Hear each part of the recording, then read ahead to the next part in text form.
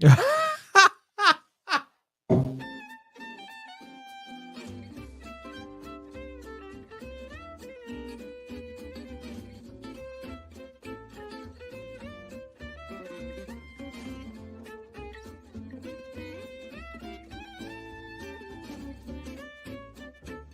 do, neighbor. It's Berean Spirits time once again. The boys have gathered around and they're ready for you. So join in, make comments, and study with the guys as they try to study as the Bereans did in Acts chapter 17. And now, here's the guys. Welcome back to Berean Spirits on a beautiful Thursday morning in Southwest Missouri. My name is Chris Peltz. I'm the evangelist with the Southside Church of Christ in Springfield. And of course, we've got Richard Dodson, who's always putting up the links, putting them out on LinkedIn, Facebook, YouTube. They're out. Everywhere. They're already out. And he is on the ball today. On the ball. Chris Kramer just joined us. How you doing, Chris? Hey, all right, man. Man, I tell you what, I listened to Chris Kramer. They've got the Bible Talks YouTube channel. I listened to they do a radio program down in Russellville, Kentucky, where he's at. They're doing a series on Calvinism, and it's really good. And Chris, if you want to put up a link to the YouTube channel so folks can listen, but yeah, appreciate the work you guys are doing there. That was great. Richard with the Kearney Church of Christ, though. Kearney. You know what? I have never, ever on this show ever advertised our radio show. Maybe I should. No, it's not as. You're not wrong. Yeah, I guess so. Yeah. Everybody tune into Chris's show. Yeah, right. Don't listen to mine. It's bad. The only redeeming quality is truth is taught, you know. Yeah. Well, hey, that's a compliment right there from Josh Thornhill over in Wichita, Kansas with the Westside Church of Christ. How you doing, Josh? I'm good. We're preparing for apparently Snowmageddon here. Yeah, right. Up. You mocked God. You mocked him. It's all your fault. I was not mocking the Lord. You were calling it fall, winter. That's what you've been calling it. That's not mocking the Lord. That's just observing the weather patterns. That was mocking God. God heard that, and God said, all right, Josh, you want winter? I'm going to give you winter. And I told Ryan last night, I said, if you guys get swamped, blame Josh Thornhill. Well, it'll make my wife very happy. We're currently listed at 14 to 19 inches over the next 3 days. Yeah, so. It's wild. It's the snow totals just keep going up, no doubt about it. Hopefully, the dry air will be pushed out pretty quick, and we can get higher totals as well. I love the snow. It is going to be bad. I mean, they're calling for 4 to 6 inches here. That's really bad. Chris is just not fond of the ice as he's walking out of the church building. Yeah, that's right. Oh man! Hey, real quick before I forget, and Richard, I get a call from him later. Richard, what's the radio program that you do? Oh, KPGZ. You can go to KPGZ every Sunday morning at 8 a.m. Central Time. They stream it. Just go to their website. They stream it. You can hear a sermon every morning.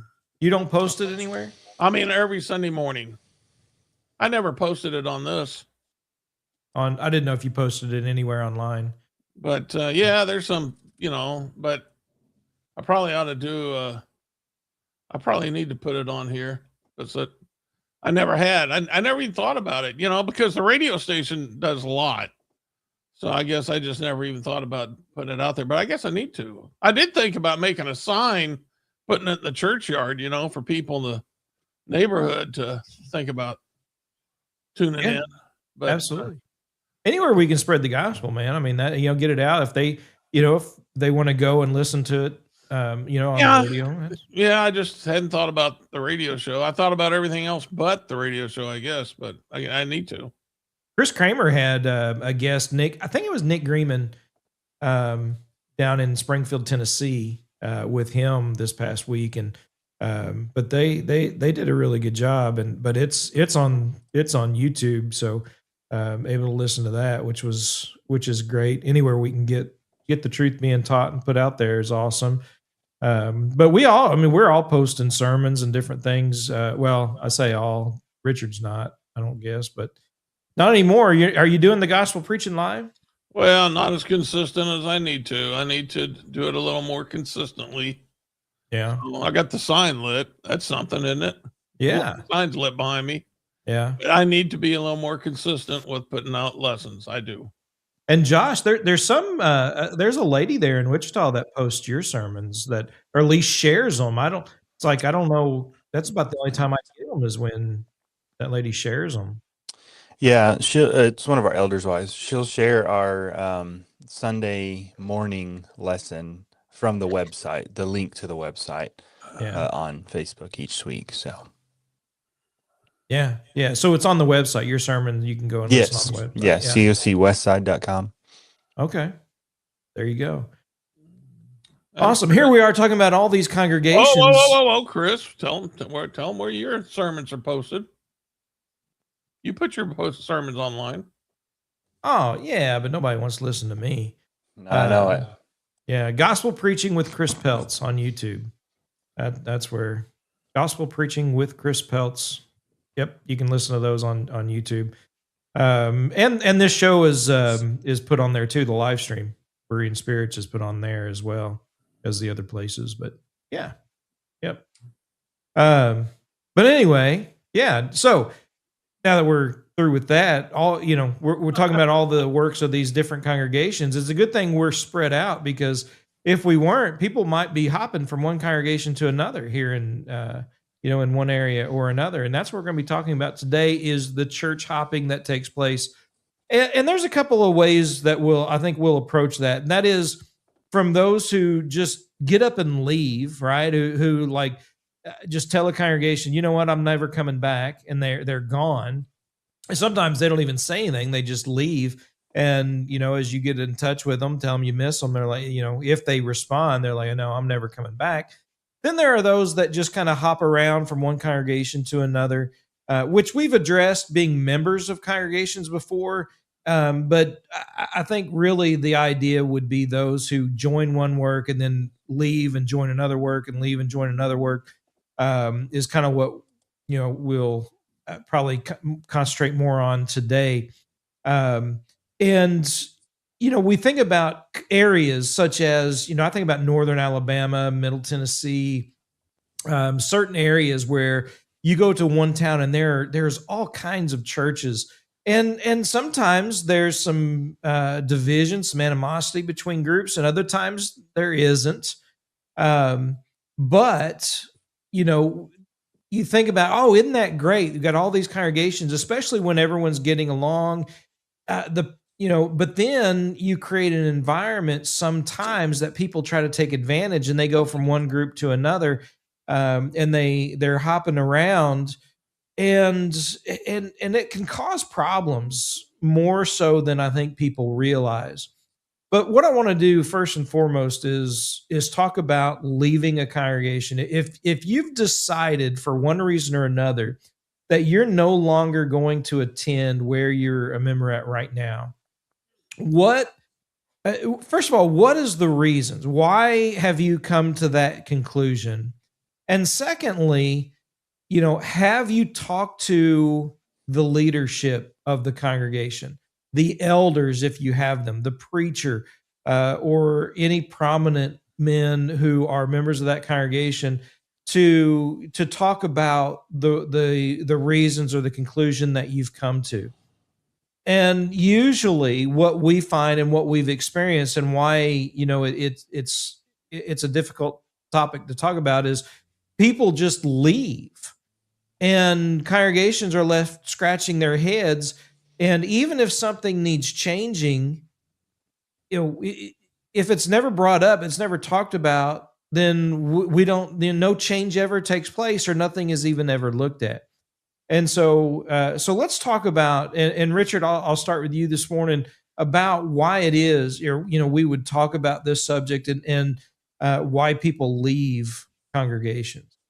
Well, people leave for various reasons, but they have to ask themselves, is there a scriptural reason for why they're leaving? I mean, first and foremost, we're servants of God, and we have to ask ourselves, does God want me to leave or does God want me to stay? And that's something I think that is not weighed very much. Many times people leave because they're offended in some way or some fashion, and they'll go to another church and then they'll leave there once they get offended again.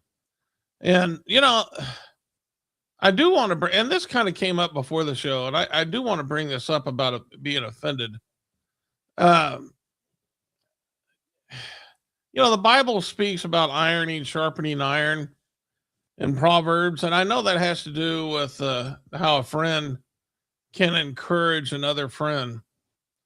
But a lot of times that's used, to talk about our Bible studies, and I agree with that. We can have a really lively Bible study, and somebody who is a good student can really help another good student, and vice versa.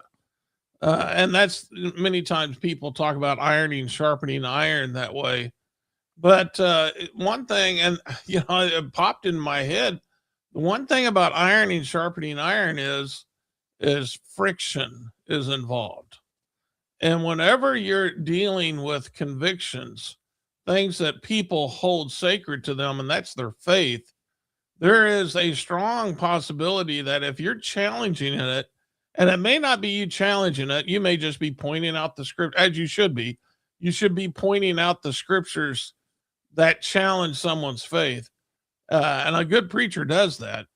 But if a preacher, for instance, is putting out the scriptures and it challenges your faith, you're going to be, as they say, you're going to have your toes stepped on.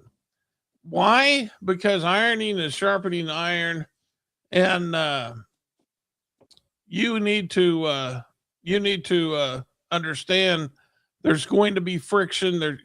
You're going to have to get tough, and you're going to have to look past the feelings and examine what's actually being said instead of being offended. And that's not the easiest thing to do. Lovers of the truth will accomplish that, but everybody at some point experiences this. And to just run away from a church because the preacher said something that offended you because you thought he was pointing you out, that is not something that Jesus wants us to do. Even if the preacher did it with a bad attitude and he did not do it scripturally, I don't believe that's the way to respond. I think then we have to, look at passages like Matthew 18 about how to go to a brother who has wronged you. But we have to understand that if there's ever going to be learning taking place, there's going to be, in some cases, a lot of friction, but there's always going to be friction. That just comes with learning. And so since we all want to learn, we have to understand that we're going to get our feelings upset from time to time, and running away from that is not the answer. Yeah. Josh, go ahead. I think that one of the things we need to recognize with with discussions like this is there's no perfect congregation. The pattern is perfect. It's not God's fault. The pattern is perfect. God had created a perfect pattern for the church, and then he filled it with imperfect people, and they're just going to mess it up. And so if there's any flaws or any problems within congregations, that's our fault, not God's fault. But every congregation is going to have its flaws. Every congregation is going to be imperfect. And so we can see the imperfections in a congregation that we're working with, and we can decide to go to another one, a better one. But they're not going to be perfect either. And so I think there's a sense in which we need to have that realistic expectation that no congregation is ever going to be perfect. There are a couple different kinds of imperfections, though. There is a tolerable imperfection, and some of these, might just be due to preference. Like, I don't like that preacher. Like the people at Richard's congregation. I'm just kidding. The preacher. The preacher may not be, everything that you want him to be. He may not preach exactly the style that you may prefer. The songs may not be ones that you like. The song leaders may not be very capable. Members may disappoint you. Guess what? It's going to happen. Judgments may be made by the elders or by the men of the congregation that are contrary to what you wanted. And all of those things could be considered imperfections, but those are things that we really just need to get over. That we really just need to, quit making a big fuss about and recognizing that it's not worth uprooting just for, I'll say, petty reasons such as that. So there are tolerable imperfections, but this is something I think we're seeing from some of our more progressive brethren, if we can, well, anyway, there are intolerable imperfections. And what our progressive brethren are trying to say is that, as long as they're Christians, they're brethren, then we can extend the right hand of fellowship. And we're seeing that with the institutional brethren and such. They're trying to blur the lines and cross over those lines without repentance, by the way. And they're failing to recognize that there are reasons that division is necessary. There are intolerable imperfections, and some of those would be doctrinal error. If a congregation is teaching error and you've tried and tried and tried to get them to teach the truth and to repent of their error, there may come a time when there comes a time where you need to walk away. And you need to separate yourself, shake the dust off your feet and move on. If they're, continuing to allow immorality in their midst, 1 Corinthians 5 is an example of that. And they're not doing anything about it. They're not dealing with it. They're puffed up rather than mourning over it. And you've encouraged them and tried to teach them the way that they ought to go, and they refuse to do so. Then, yeah, that would be an opportunity where you need to shake the dust off your feet and go. And so there are occasions where it is appropriate to leave a congregation. But sadly, I think too many of the divisions result from the tolerable imperfections than they do from the intolerable imperfections. I think sometimes we make too much of these tolerable imperfections and aren't willing to put the effort to really work through them or just deal with them. And so we take our toys, pack up our toys, and we leave. And that's certainly not a very godly spirit, I don't believe. I think there needs to be a sense of loyalty to our brethren, to the congregation that we've chosen to work with.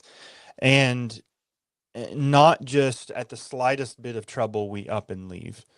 There needs to be a desire to work together and to stand together and to fix some of the things that we can fix in order to be better in our service to God. And so those are my beginning thoughts there.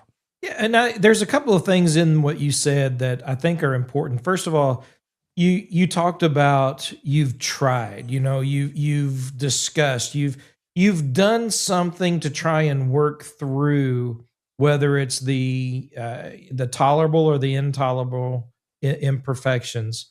Easier for you to say, but the problem is there's a lot of people that they're not trying, right? They just run from one group to another, and that's the problem. And sometimes, and I've dealt with this a lot where somebody leaves, like, what's the problem? I don't want to talk about it. I'm like, how can we work on something? How can we work together, or how can we fix a problem that you apparently see that we don't, if you're not willing to talk about it? Or they wait until they've gotten so frustrated, it's festered and built up, and then they blow up and leave. And then you're like, Wait a minute. If you felt this way all this time, why didn't you say something? We could have been working on this long before it got to this point, if what they're saying is even right, or if it's something that, yeah, maybe it's a tolerable thing, but maybe we could, make some adjustments. Maybe, it's not a reason to leave necessarily.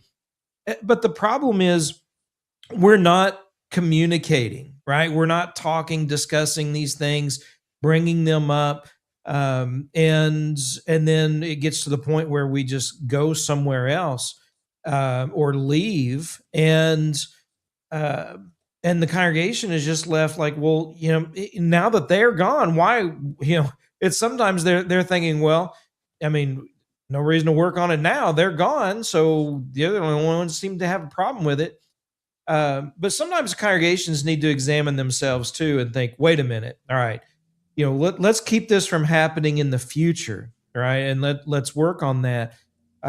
So we can try to get some good out of it. But the problem is just the people to begin with, right? You oftentimes, when it comes down to someone just leaving, it's selfish. And especially if you haven't made the effort, right? That's what I'm talking about. Someone who hasn't done anything, they haven't made an effort to try and change something, to try and bring something to the congregation's attention, or a preacher's attention, the elder's attention. And so when they leave, it really is pride and selfishness and running from problems rather than dealing with them or addressing them. I'd like to, before I comment, I do want to, we got to ask a question. I just want to say, Kane, I don't know how to pronounce your name. Kane Kuizamaki asked a question. And Kane, I put a link. We did a complete show on your question. You can go to that link. It's just above Thomas Thornhill's post. Go to that link and you can watch the show and it'll answer the whole thing. We did a complete show. We're not going to talk about it today because that's not what the topic's about. But if you want to answer to your question, just go watch the show. And if you have any questions about it, send us an email and we will address that. But now getting back to what Chris was talking about, I do want to talk about responsibilities, because a lot of people think that they're not taking on personal responsibilities when they join a church.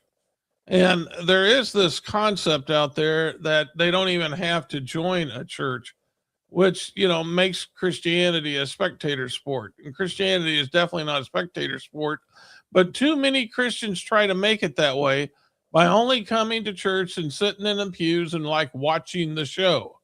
And the problem is the work has planning that we have to do. Radio shows don't happen. We have to plan for that. The preaching don't even happen. You got to plan for that. Gospel meetings, Bible classes, all these things take planning. They take work. Everybody plays a role in that.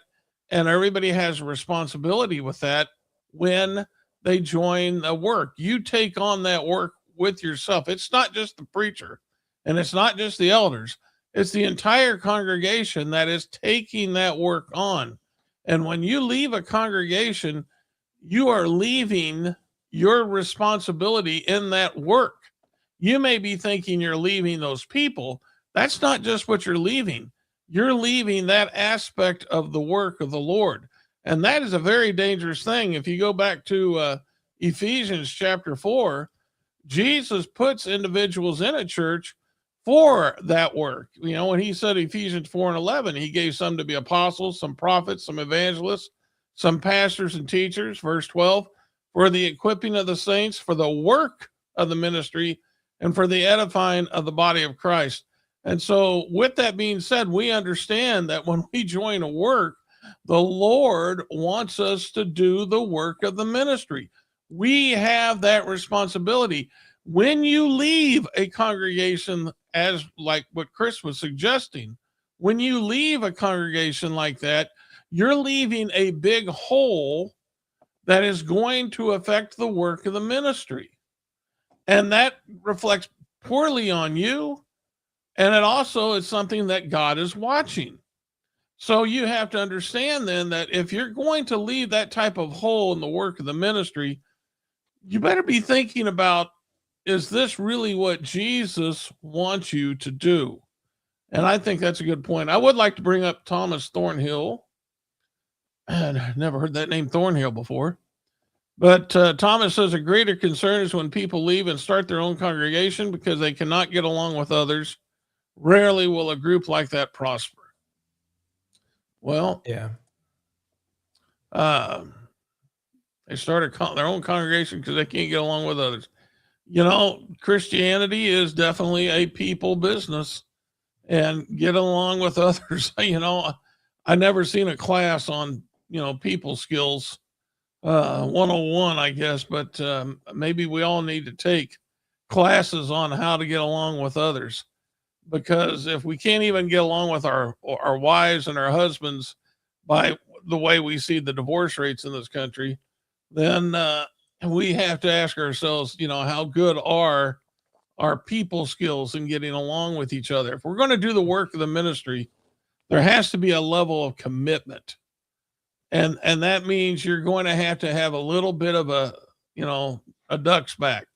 There's going to be offenses. And you're going to have to let things wash off of you like water on a duck's back. You can't be so offensive. You're not going to, if you get offended that easily, you're going to have a hard time, being married. Much less you're going to have a hard time having a job, and you're definitely going to have a difficult time raising kids.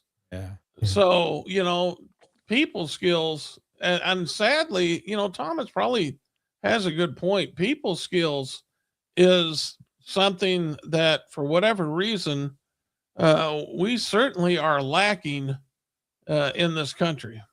Too often, we want to put responsibility on others that we're not willing to take on ourselves. And Romans 12, for example, right? In Romans 12, he says, as much as depends on you, live peaceably with all men.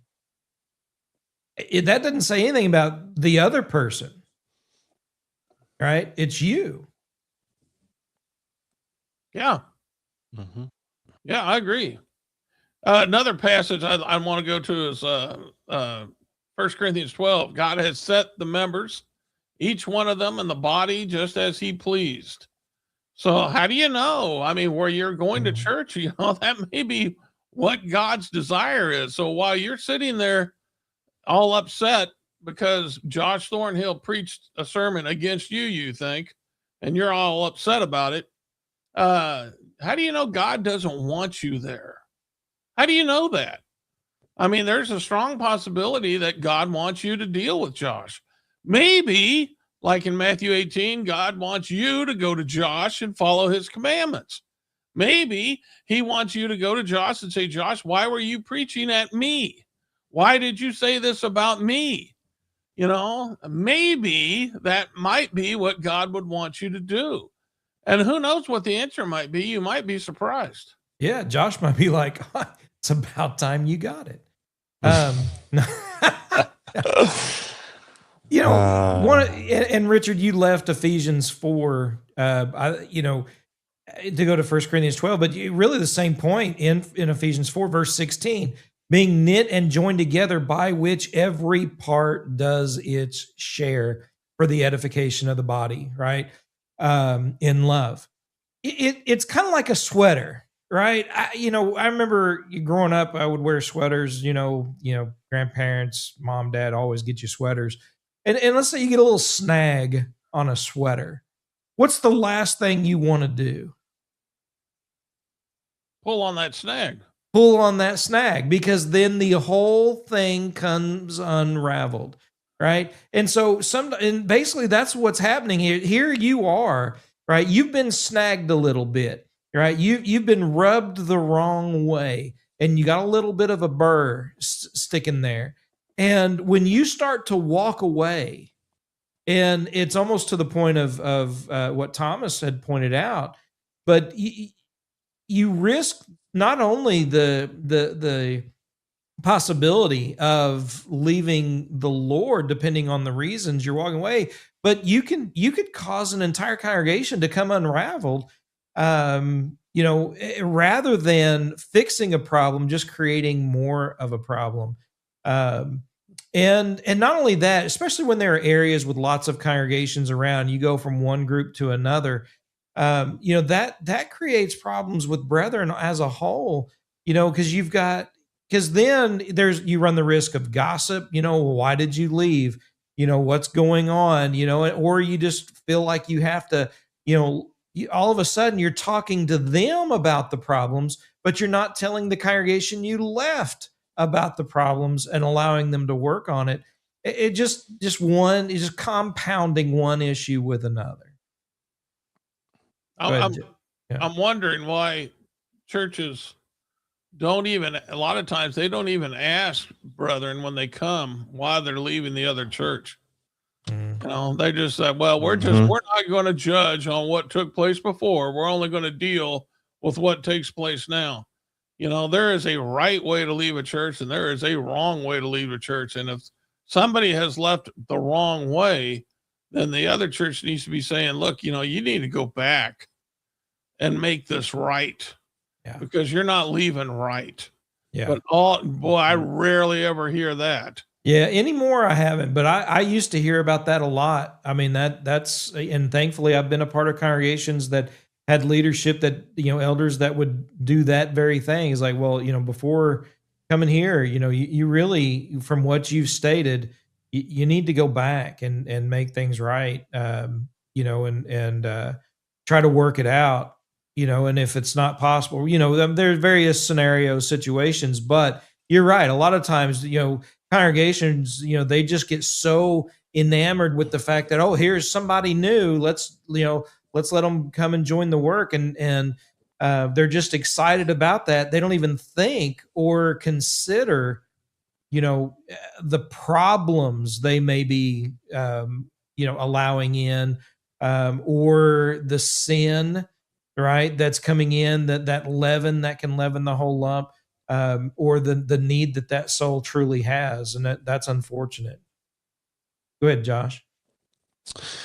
I think we've kind of addressed some of this before, but in this study already, but a lot of times people have gripes, people have complaints, and you see that throughout the nation of Israel, particularly the wilderness generation. I mean, they complained about everything.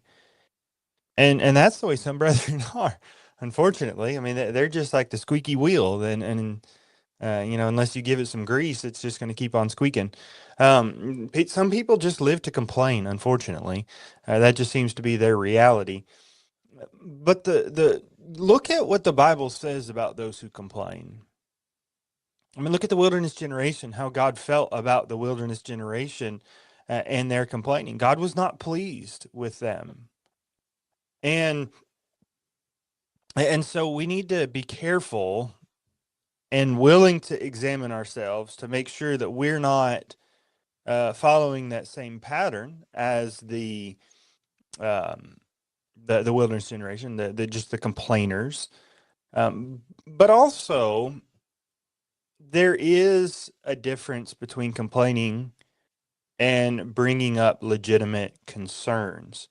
And I think one of the differences between the two is those who are complaining, they're just whining. All they're doing is just, oh, that poor pitiful me, or I don't like this. But if you've got a legitimate concern that needs to be brought up, the difference is those who have legitimate concerns, they have a willingness and a desire to work toward a resolution. Some people just want to complain and they don't want to do anything about it. They just want to everybody else to do it and fix it, and they just want to sit back and continue to eat their popcorn watching the game.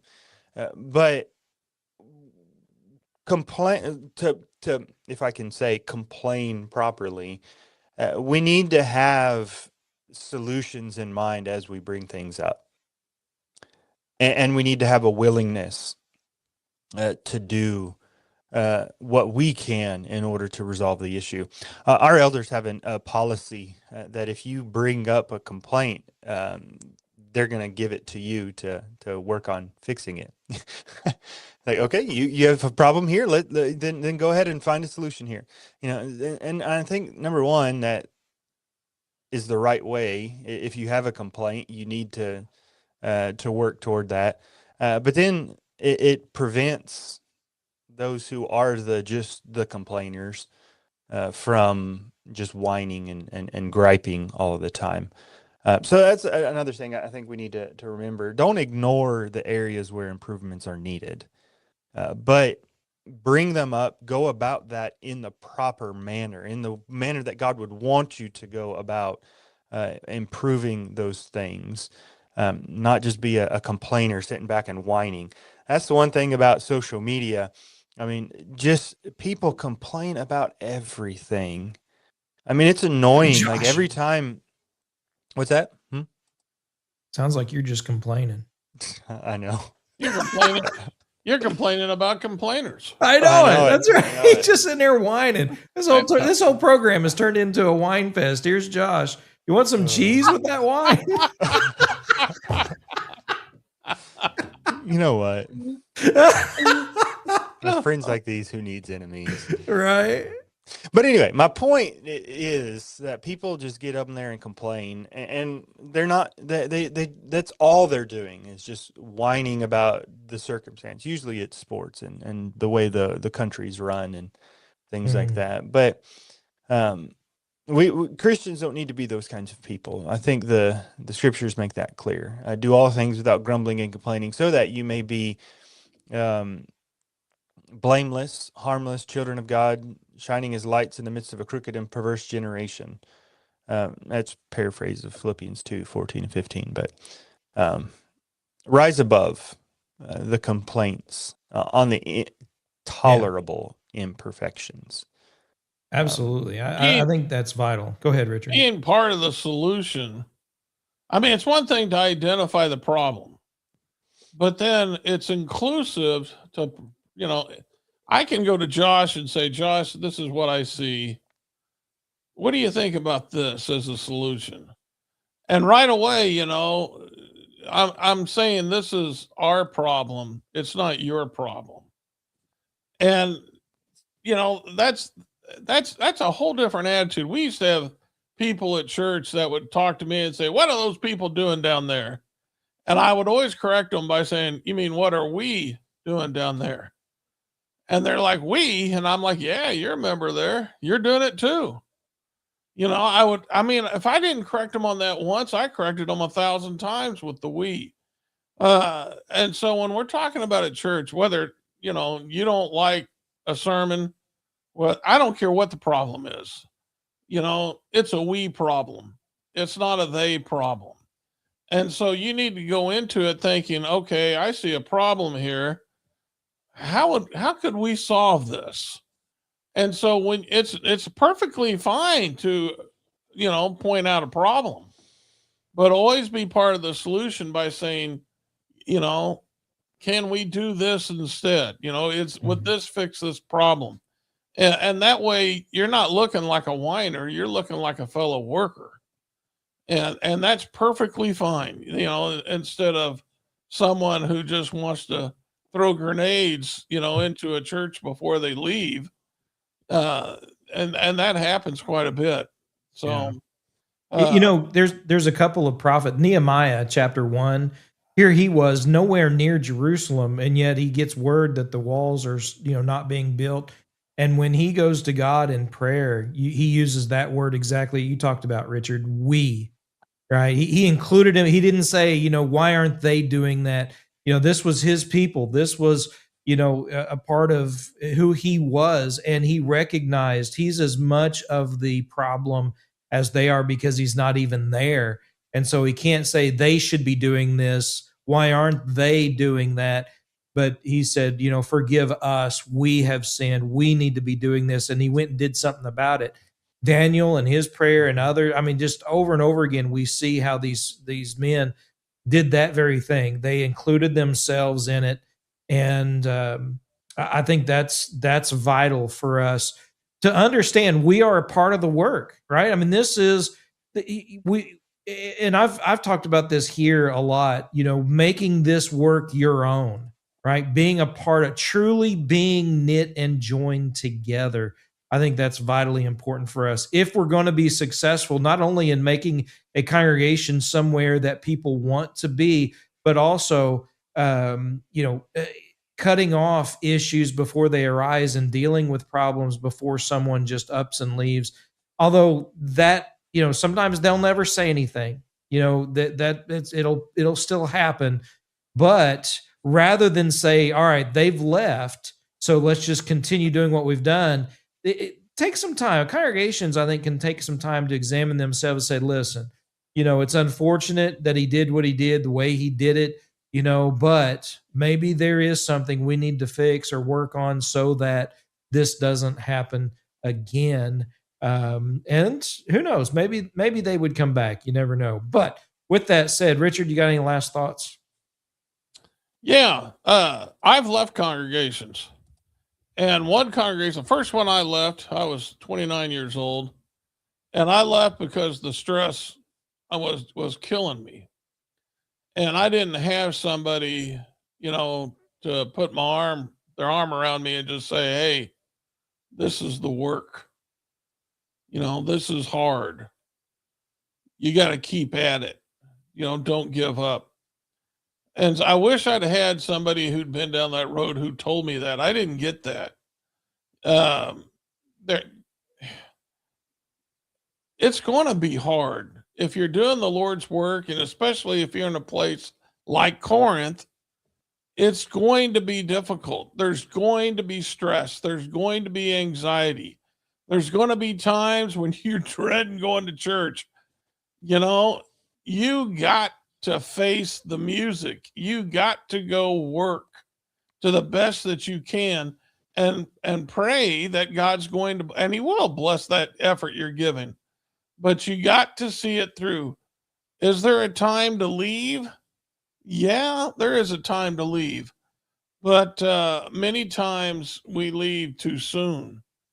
And instead of being there, remaining there to defend the truth, somebody who's there being a thorn in people's side by defending the truth can, you can provide a lot of influence. You can do a lot that way. Mm-hmm. And, why let a troublemaker gain control of the church? Why let a Diotrephes get control of the church when you can be a thorn in his side? And who knows what the future may hold. Remember, God's king. God is in control. God can do what he wants to do. Give him a chance to do what God can do, which is anything, but give him a chance to do that before you leave. And like I said, that means, that you may have to take some anxiety pills before you attend church, but that's all part of it. Christianity is not easy. Josh, last thoughts? Yeah. One thing I would urge is to be patient with people. We want people to be patient with us, and we need to be willing to be patient with other people as well.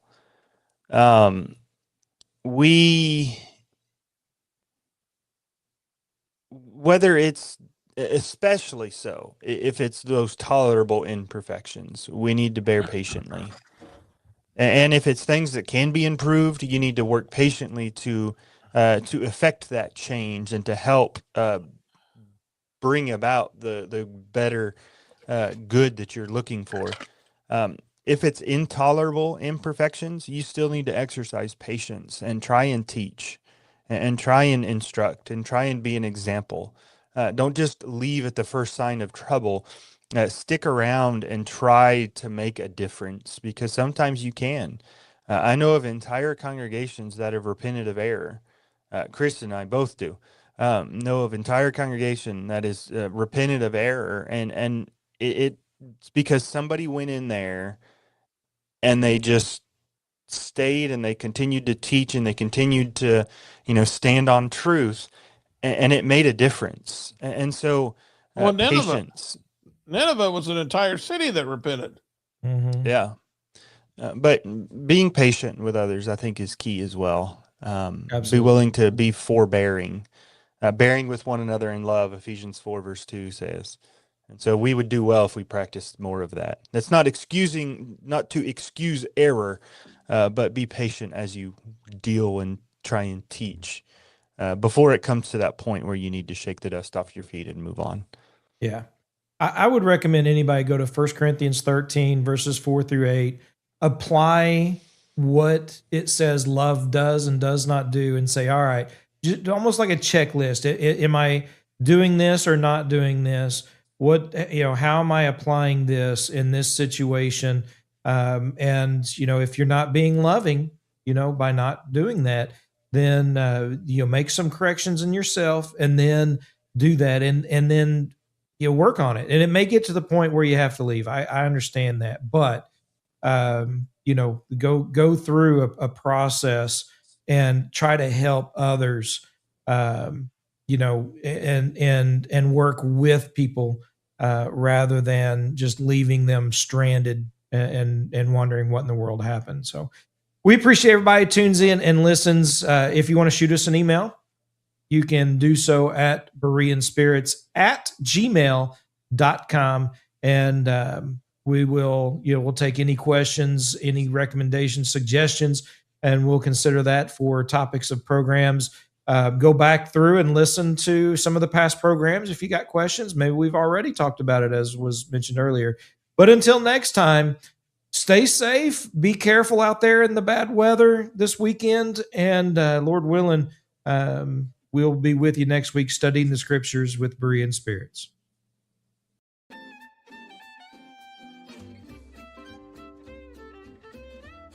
Well, folks, that's all for today. Don't worry. Lord willing, the guys will be back next week for another Bible study on Berean Spirits. Until then, let the guys hear from you. Drop them some email at BereanSpirits@gmail.com. They'd love to hear from you. Until next time, let's keep studying that Bible.